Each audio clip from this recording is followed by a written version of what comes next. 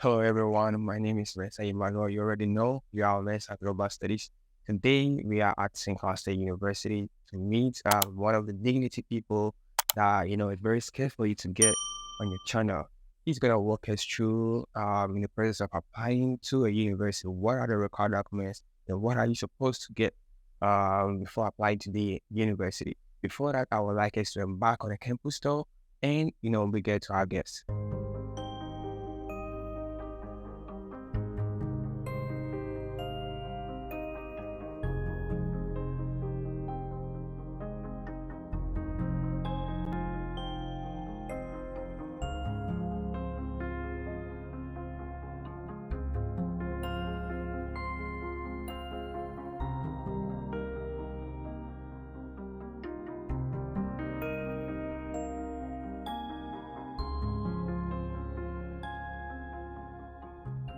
Welcome back once again.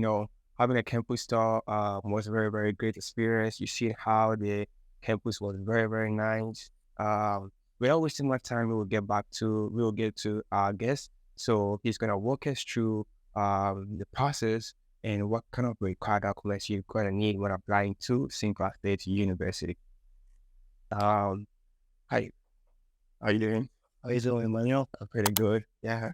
You know, well, can you please tell us your name or what's your role in St. Cloud State University? Yeah, for sure. Hello, everyone. My name is Jared JJ Martina. Most students here call me JJ. I am the Assistant Director for International Recruitment Admissions at St. Cloud State University. I've been in this role for about 2 years now. Started here at St. Cloud State as domestic admission counselor. So now work mostly with our international students, which basically is my background too. A former international students from the Caribbean, small island called Curacao. So glad to be here today to share some great information about studying abroad and specifically at St. Cloud State University. So yeah. Sounds very good. Oh, that's a very, very great introduction. I think was not just long ago you went to Ghana. How was the experience in Ghana? Why did you go to Ghana? Yeah. Hey everyone, my name is Jared JJ Martina and I'm the Assistant Director of International Recruitment Admission at St. Cloud State University. And you know what's up? I will be in Ghana this upcoming week in Accra, Takoradi, and Kumasi. So hope to see you there so you can learn more about St. Cloud State University. Go Huskies! Yeah, for sure. I was in Ghana on end of January 27th to the February 2nd. I was there for a top tier education abroad fair about that week. Oh, And we visit the three big cities of Accra, Takoradi, and also Kumasi. With Kumasi being the biggest fair. We were basically with other representative from other U.S. institution. From okay. Cato, we had Utah, Snow College. We had Liberty University and Claflin. So a lot of great other representative, and also looking into the Ghana market. We met some great students that have so much potential, in their career and continue their studies here in the United States. Certainly, looking for St. Cloud State itself. We met a great delegation too. We met the Minister of Education in Ghana too. It was really great to interact and basically share ideas about education in Ghana itself, how they perceive that. And then also went on to radios. Well, for the back of my head already called, but we had to able to promote our school and so Yeah, listen yeah. I about think it. I saw a video of you at one of the Ghanaian radio stations. I think Boss FM or whatever. Yeah. Expressing yourself on your tour. No, that was a good one. I think you had an agency that you were making this connection with. Yes. Yes. Subtastic. Talk to you study abroad from Yeah. Dr. Also watch it. Yeah, Boachi. Also, that's a very good one. Big ups to Dr. Also watch. I think I'll be making a connection, have him on this channel so he can also walk us through his journey helping students to study abroad. Well, without wasting more time, we would like you to guide us with what are the general process that international students supposed to know, and what are the some deadline keys they're supposed to know when applying to St. Cloud State University. Yeah, for sure. I mean, as you're looking for specifics as you want to come to the US, as our institution, we are public university, so a lot of things we have to go by the state system. Basically, that's why we have a state system application too, which all the state schools in Minnesota have the same application. So when you go on the application, you might see other schools, but when you decide St. Cloud, you have using cloud and go through that. To get to the application is very easy. You have to go to our website, stcloudstate.edu, and then you can click on international missions and then take you directly to apply now. You have to know specifically when you want to come. There's typically 2 semesters. You will have about fall and spring. That's mostly when they give you the option, to apply. So fall is mostly August, and spring starts in January. Yeah, Sounds very good. I'll be putting the link of the university website in the description, so you can have access to the university website and start to apply the university right now. I think the last time when I was going to the website, the deadline it's around maybe on the 1st July or something. So you're not too far from applying to the university. yeah. So I would say deadlines, to be specific, deadlines for fall typically is July 1st, and then the deadline for spring is for November 1st, typically. So that's what when you when you apply. So Okay, so can you provide us some basic documents that an international student is supposed to get, when applying to a university, both undergrad and graduate students? What are some of the documents that they are supposed to get before applying to St. Cloud State University? yeah, for sure. Specifically, if we're talking about the African, I would say region, you will require your secondary grade report, which you guys take your central exam, which is the WIAC, the WAS, or NECO, depends which country you're coming from. And then typically, in order to be admissible at St. Cloud State, you have to at least pass, your English, math, and 2 science courses, but all your other, I would say, subjects needs to be credit. So that you have basically passed them. So we look at those credit. In addition to that, when you submit your documents, you gotta have a copy of your passport, so we can see that you have a valid passport, that it's more than 6 months, and it cannot be expired in 6 months. So Sure. just make sure of that. If you don't even have a passport, apply for that. It's very important when you apply. And the third document is your financial document. Studying in the US, it's a big investment that you're making yourself. So Sure. that's why we are a very affordable college, but we ask for the purpose of the I-20. So when you go to the visa officer, so they can see, okay, the student have this amount of money that they can have support to pay for school. So we ask for about 26,000 on the bank statement. So we know that the student have enough funds from the sponsor. So when they come here, they will not have any financial barrier that when they come here. So that's why we really focus on that. The students have a great sponsor, because that's the last thing we want to happen when they are here and they have financial obligation to make, and they don't have the enough funds. So that's why we emphasize before we send the I-20 that the student have enough funds. So we can send it out and the students can schedule a visa appointment. But those are the 3 main documents for African countries that I would say they have to submit. Okay, so do you guys investigate in the bank statement when an international student submit these financial documentations? Probably you might be, emailing or maybe, contacting the bank to know whether this bank statement is legible from the bank institution. Do you guys go further on that? Yeah, for sure. That's a great question. We don't really contact the bank as long as it's just something very, I would say, skeptical about the bank statement. But typically what we do, we go online and look if the bank is actually active. That's very important for us. If the bank is active, we consider that as an eligible bank statement. But if we see, sometimes we have found some bank statements that are a little bit skeptical with change of numbers and or students submitting the same bank statement. Okay. So what we do, we Then we contact the bank or contact the student itself or the sponsor, and then we make sure it is this accurate specifically. So, I mean, unfortunately, we have found some things in the past that people are committing fraud, but that's why we have to be very detailed about it. But most likely, we go online and look if the bank is active in Africa, and if it's a legit bank, we go from there. So, Okay, sounds good. Pretty good. What kind of amount do you guys request to be on the price statement before approving the admission for an international student? yes, like I said, about 26,000 or more. $26 $26. US dollars. Oh, 26,000 a month. That's mostly what we look at, and because typically the cost of attendance, that we have on our website is about $25,557.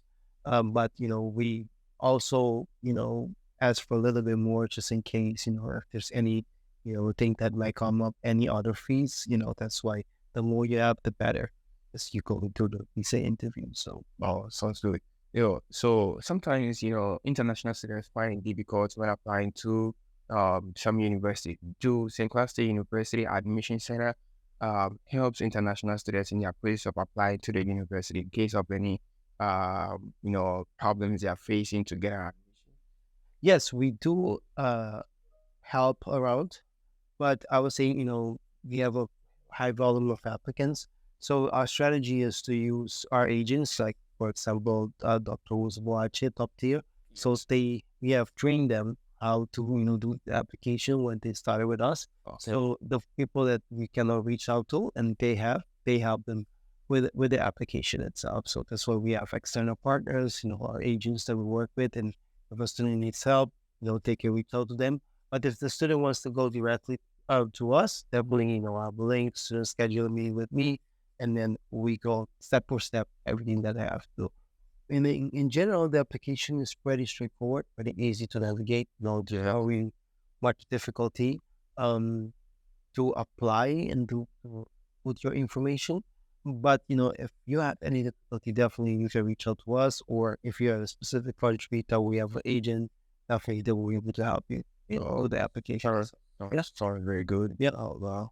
Well, I hope you already you heard what he said. Well, so students might be concerned about scholarship.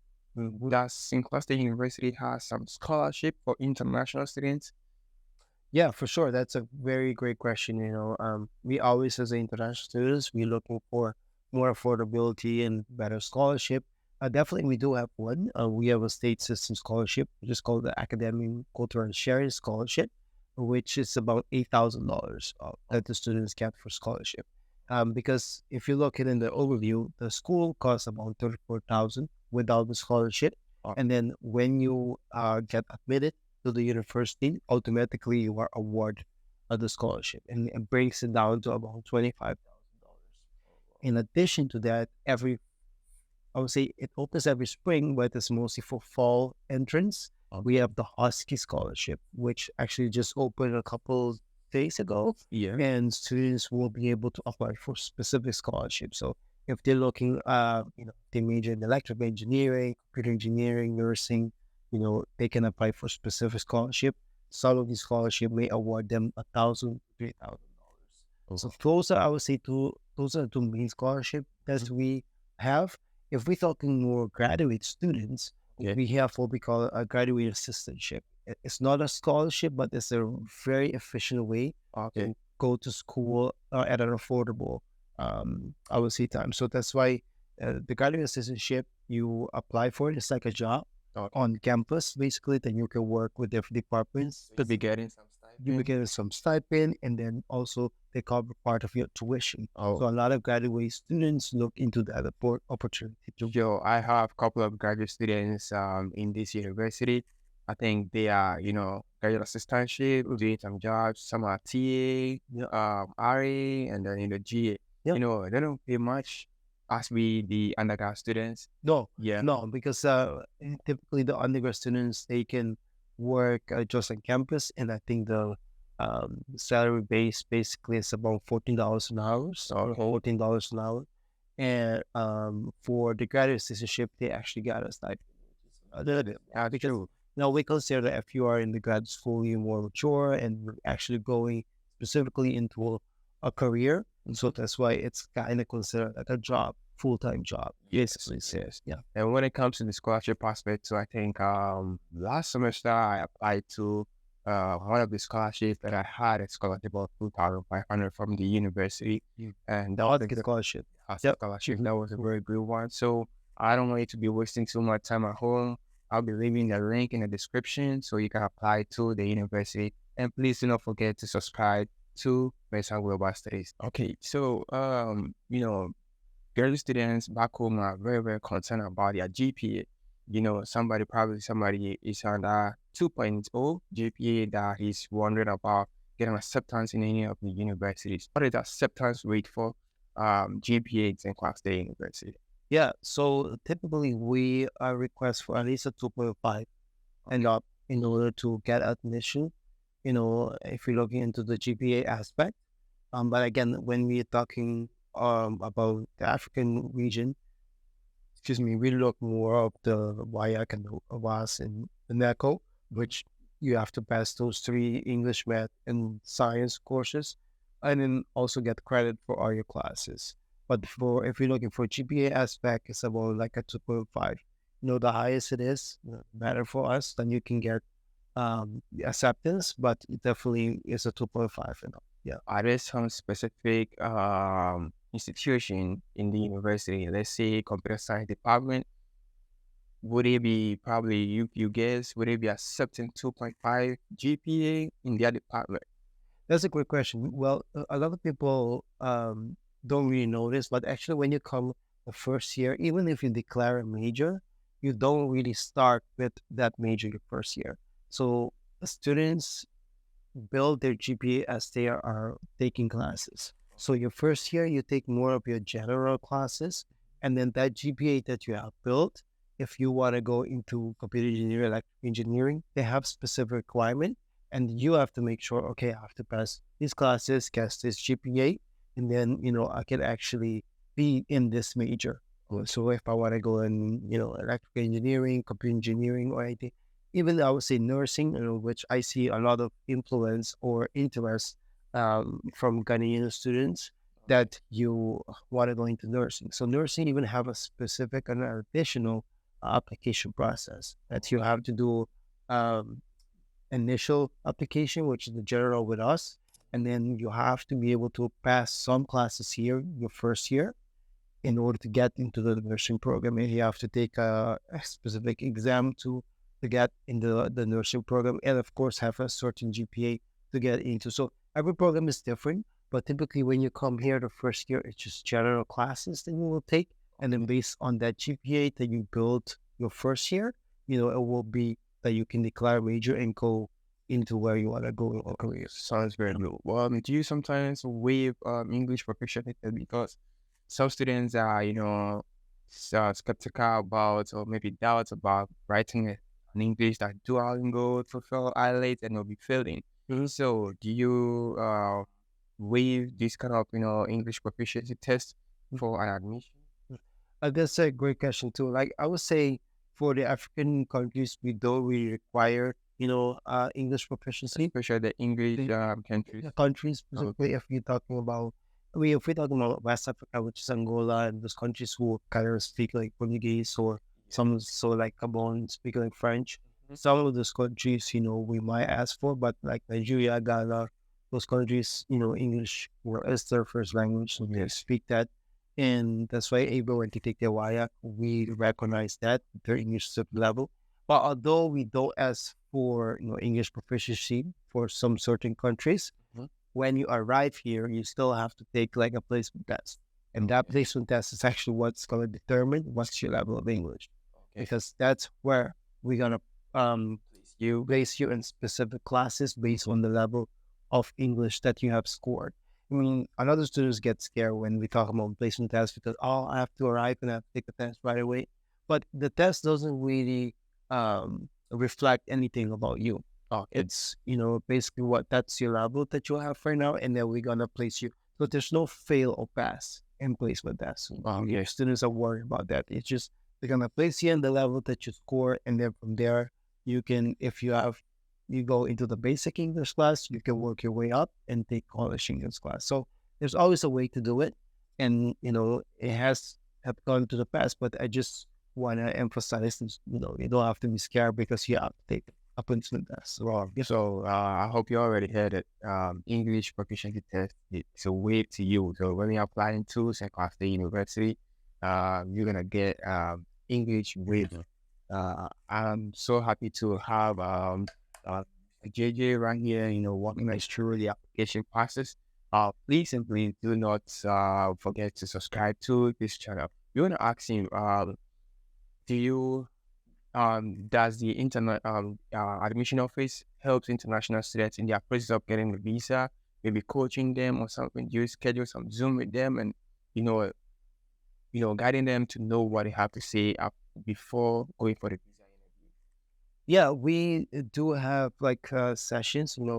I would say last year we did what we call Huskies Visa Tips, Okay. which we gone through a different aspect, different I would say situation that you can encounter, different questions that they might ask you, because some visa officer can ask you a lot of questions. Some visa officer, say okay, you might ask you like 3 to 4 questions. So it all depends how confident you are and what they really want to know and what they see on paper from you.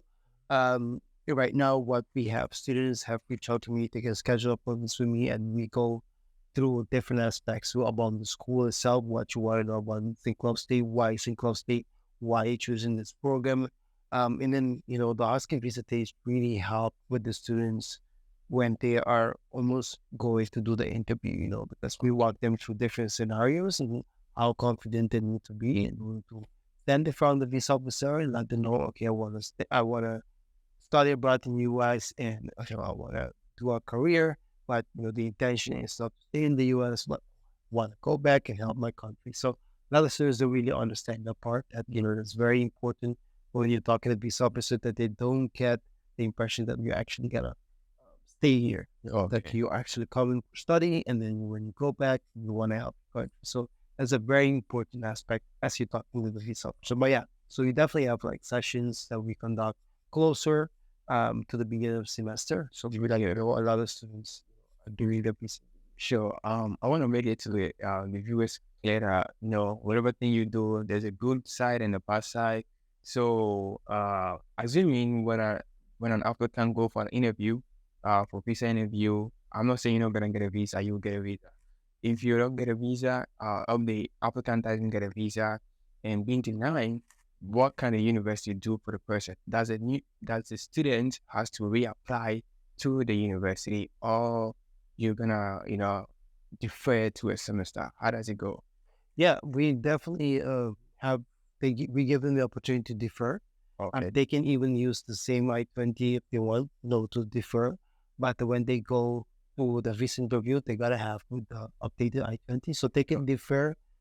They can change with the same I-20, but actually when they go to the visa interview, they need to have, say you wanted to come for fall, you got rejected, you can defer to spring, basically. So when you do the second interview, you have to bring the spring I-20. And then even with some help, we send the embassy support letter. That's what we call it.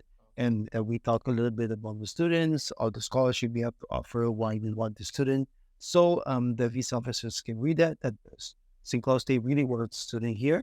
And that also boosts for, typically students when they go for the second interview, they get approved. So it has really helped.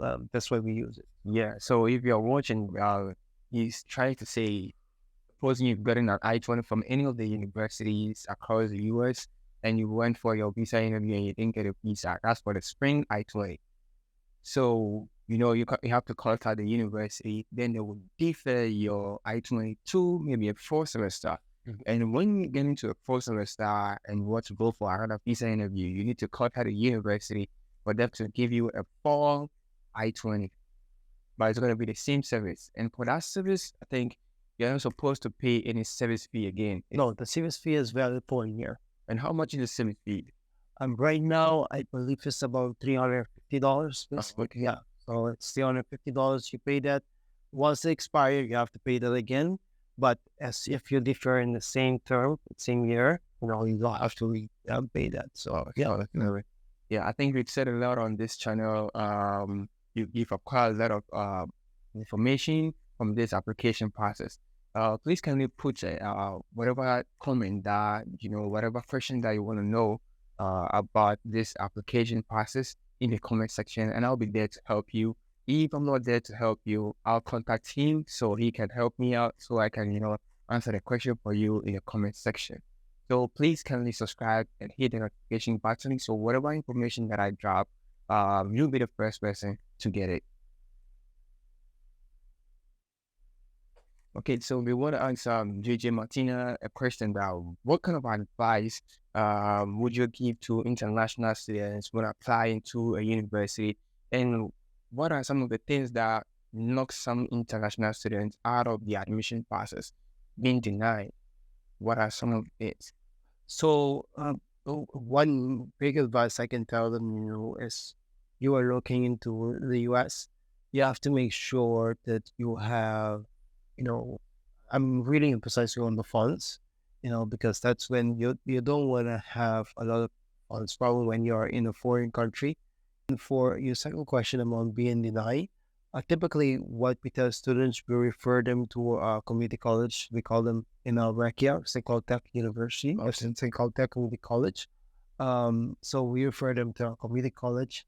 And if not, I just let them, okay, you can start maybe a 1 year in whatever country you're coming from. And then after that year, if you have a good GPA, we can consider you for admission. So Our last question. So for undergrads, what are some of the grades that I'm supposed to get? In Ghana, specifically in Ghana, we have from A1 or maybe A to F9.